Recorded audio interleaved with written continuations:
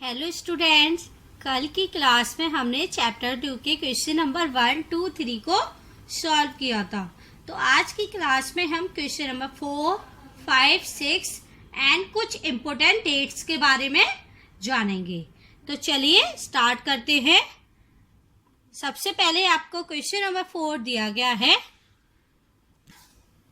आखेटक खाद्य संग्राहक एक स्थान से दूसरे स्थान पर क्यों घूमते रहते थे? उनकी यात्रा और आज की हमारी यात्रा के कारणों में क्या भिन्नता है? आपको इसमें ये बताना है कि जो शिकारी थे वे एक स्थान से दूसरे स्थान पर क्यों घूमते थे और जो वे यात्रा करते थे और आज के वर्तमान समय की हमारी यात्रा में क्या डिफरेंसेस है। तो देखिए इसका आंसर, आखेटक खाद्य संग्राहक एक स्थान से दूसरे स्थान तक घूमते रहते थे। इसके निम्नलिखित कारण थे। अब क्या रीजन थे उनके? देखिए, एक जगह लगातार रुकने से भोजन की समस्या उत्पन्न हो जाती थी, इसलिए भोजन की तलाश में एक स्थान से दूसरे स्थान जाना पड़ता था।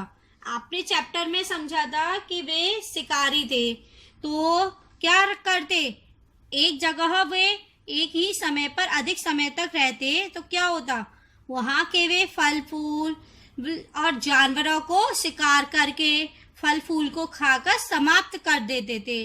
अब वे दूसरी जगह उस जगह तो ना भोजन मिलता नहीं, तो वे दूसरी जगह भोजन की तलाश में जाते थे। इसका मतलब है कि वे भोजन की तलाश में एक जगह से दूसरी जगह जाते थे। इसमें आपको सेकंड पॉइंट दिया गया है, पानी की तलाश में। और फिर उसका मेन रीजन है कि वे जब उन्हें भोजन की आवश्यकता होती थी तो वो एक स्थान से दूसरे स्थान जाते थे। तो फिर उसके बाद वे पानी की तलाश में, क्योंकि बिना पानी से तो कोई भी व्यक्ति जीवित नहीं रह सकता। इसमें आपको थर्ड पॉइंट दिया गया है, जानवरों का शिकार करने के लिए पेड़ पौधों में फल फूल अलग अलग मौसम में आते हैं, अतः ऋतु परिवर्तन के अनुसार वे स्थान परिवर्तन करते थे। अब जब वे शिकार करते थे तो वे जानवरों का शिकार करने के लिए एक जगह से दूसरी जगह तो जाएंगे, साथ में वे क्या होते थे, जहाँ जिस जगह रहते थे तो उस जगह जिस मौसम में फल फूल आते थे उसी मौसम में वे उस जगह पर रहते थे, और दूसरे मौसम में दूसरी जगह फल फूल आते थे तो वे उस जगह जाकर रहना शुरू कर देते थे। इसका मतलब है जैसे जैसे मौसम में चेंजेस होते थे वे एक स्थान से दूसरे स्थान जाते थे। इतनी बात सभी को समझ में आ गई? अभी हमने समझा था कि आखेटक खाद्य संग्रह के एक स्थान से दूसरे स्थान पर क्यों घूमा करते थे। अब हमें ये बताना है कि आज की यात्रा हम क्यों करते हैं, आज हम यात्रा क्यों करते हैं, इसके भी कुछ रीजंस हैं। तो देखिए इसमें फर्स्ट पॉइंट आपको क्या दिया गया है, रोजगार की तलाश में।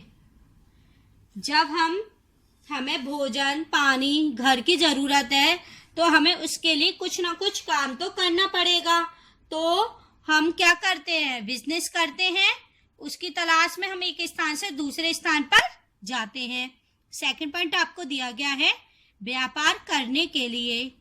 व्यापार के लिए भी हम जाते हैं। जब हम अपना बिजनेस स्टार्ट करते हैं, जो भी माल हम खरीदते हैं बेचते हैं, उसको खरीदने के लिए या बेचने के लिए जो लोग हमसे उधार ले जाते हैं उनसे हमें पैसा लेने के लिए एक स्थान से दूसरे स्थान तो जाना ही पड़ेगा।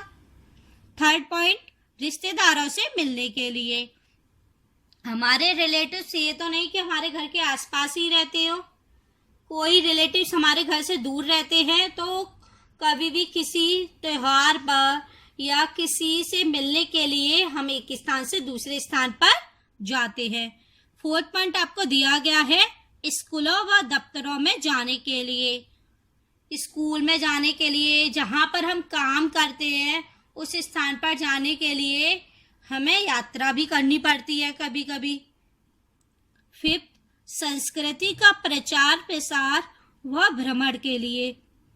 हम जिस देश में रहते हैं उसका बारे में लोगों को बताने के लिए या कभी अपने परिवार के साथ घूमने के लिए हम एक स्थान से दूसरे स्थान पर यात्रा करते हैं। तो बच्चों, आपको ये समझ में आ गया कि आखेटक खाद्य संग्राहक और हमारी आज की यात्रा में क्या डिफरेंसेस है। ये क्वेश्चन तो आपको अच्छे से समझ में आ गया होगा।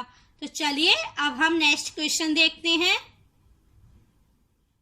देखिए इसमें नेक्स्ट क्वेश्चन क्या दिया गया है। आखेटक खाद्य संग्राहक आग का उपयोग किन किन चीजों के लिए करते थे? क्या तुम आज आग का उपयोग इनमें से किसी चीज के लिए करोगे? आपको इस क्वेश्चन में पूछा गया है कि आखेटक जो शिकारी लोग थे वे आग का उपयोग किन किन चीजों के लिए करते थे और उनमें से ऐसी कौन सी चीज है जिसका प्रयोग आप आज भी करते हो। तो देखिए इसका आंसर क्या होगा। आखेटक खाद्य संग्राहक आग का उपयोग मांस भूनने के लिए, प्रकाश के लिए तथा खतरनाक जानवरों को दूर भगाने के लिए करते थे। आपने ये भी चैप्टर में पढ़ा है कि जो शिकारी थे उन लोगों ने जब आग जलाना शुरू कर दिया या आग का खोज की थी तो वे उस आग का उपयोग किस किस के लिए करते थे। सबसे पहले प्रकाश के लिए, फिर मांस भूनने के लिए, क्योंकि वे जो शिकार करते थे पहले वो उसको कच्चा खाते थे, लेकिन जब उन्होंने आग की खोज कर ली तो वे उस मांस को पकाकर खाने लगे। फिर सबसे मेन क्या है उसमें कि खतरनाक जानवरों को दूर भगाने के लिए। पहले वे जब खतरनाक जानवरों से अपनी रक्षा कैसे करते थे, वे उस स्थान को छोड़कर चले जाते थे, लेकिन अब जब उन्होंने आग की खोज कर ली तो वे उस आग से उन खतरनाक जानवरों को अपने से दूर भगा देते थे। और इसमें आपको नेक्स्ट क्वेश्चन क्या पूछा गया था कि तुम आज आग का उपयोग इनमें से किसी चीज के लिए करोगे। तो आपको ये क्वेश्चन का आंसर पढ़कर समझ में आ गया होगा कि हम इसमें से किसका उपयोग करेंगे, किस चीज के लिए करेंगे। हम आज के वर्तमान समय में हम किसके लिए करेंगे आग का उपयोग, मांस भूनने के लिए करेंगे।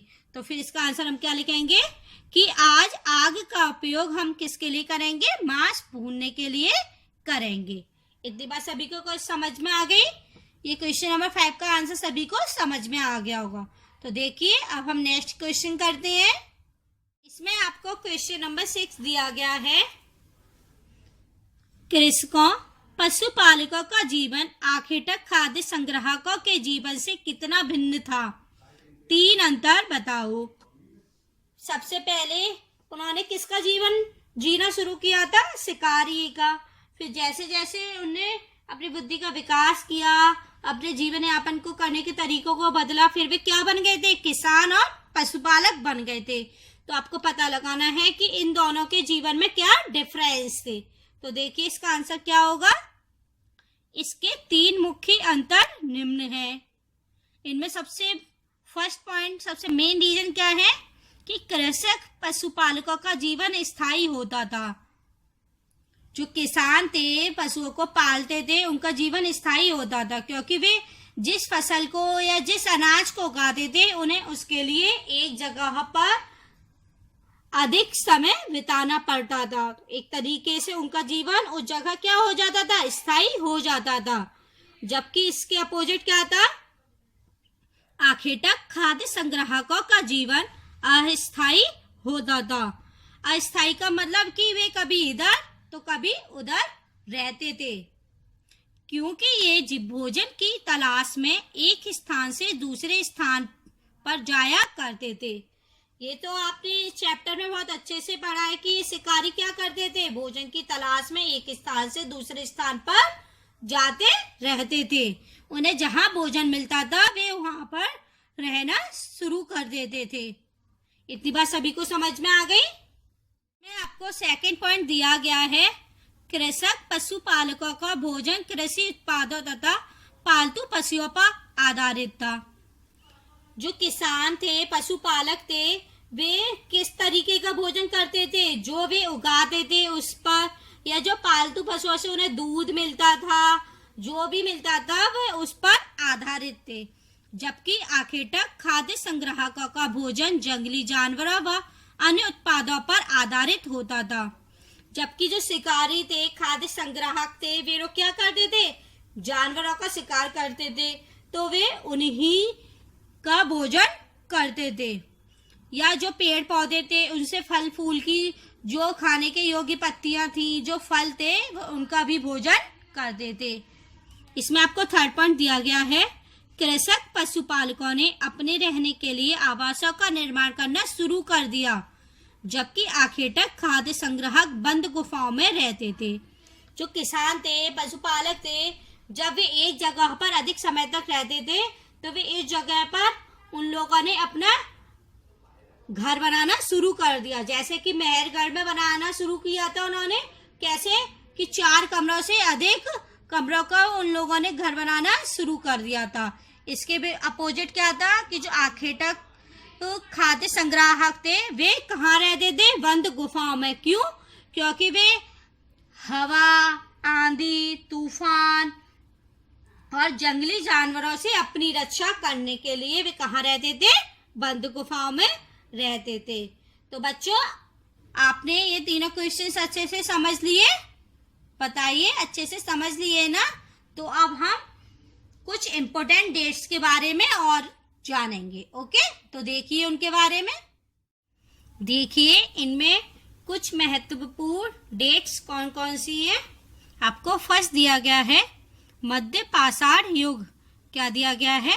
मध्य पाषाण युग। कब से कब तक?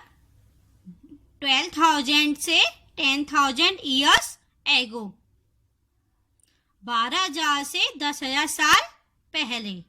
तो इस युग में क्या हुआ था कि इस युग में पर्यावरणीय बदलाव मिले थे। किसको? पुरातत्वविदों को। वे लोग जो इन प्राचीन काल की चीजों पर और उनकी वस्तुओं का अध्ययन करते हैं, उन लोगों को इस युग में पर्यावरणीय बदलाव मिले थे। सेकंड पॉइंट, बसने की प्रक्रिया का आरंभ। कब से कब तक? लगभग 12,000 ईयर्स एगो। अब बसने की प्रक्रिया का आरंभ कब हुआ था? लगभग 12,000 साल पहले। तो इसमें क्या हुआ था? इसमें लोगों ने सबसे पहले क्या किया था? गेहूं तथा जौ की फसल उगाई। लोगों ने खेती करना तो शुरू कर दिया था, लेकिन जो सबसे पहले फसल उगाई थी वो कौन सी फसल उगाई थी? गेहूं तथा जौ की फसल। ओके, इसमें आपको थर्ड पॉइंट दिया गया है नव पाषाण युग का आरंभ। क्या है? नव पाषाण युग का आरंभ। कब से कब तक? 10,000 ईयर्स एगो। इस युग का आरंभ कब हुआ था? 10,000 साल पहले। इस युग में क्या हुआ था? इस युग में लोगों ने मिट्टी के बर्तन बनाना शुरू कर दिया था और उन लोगों ने उसको अलंकरण करना शुरू कर दिया था। अलंकरण मतलब चित्रकारी करना शुरू कर दिया था। मिट्टी के बर्तन को सजाना शुरू कर दिया था। इसमें आपको नेक्स्ट पॉइंट दिया गया है मेहरगढ़ में बस्ती का आरंभ। क्या है? मेहरगढ़ में बस्ती का आरंभ कब से है? लगभग 8,000 ईयर्स एगो। कब है?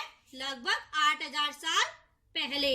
इस युग में लोगों ने घर बनाना शुरू कर दिया था। कैसे घर? 4 कमरे या उससे अधिक कमरों का बना हुआ घर।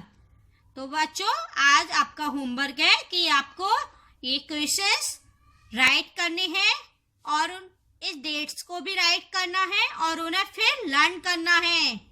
ओके, या पहले आप उन्हें अच्छे से लर्न कर लीजिए, फिर उनको आप राइट कर सकते हैं। ओके, हम फिर मिलेंगे। बाय।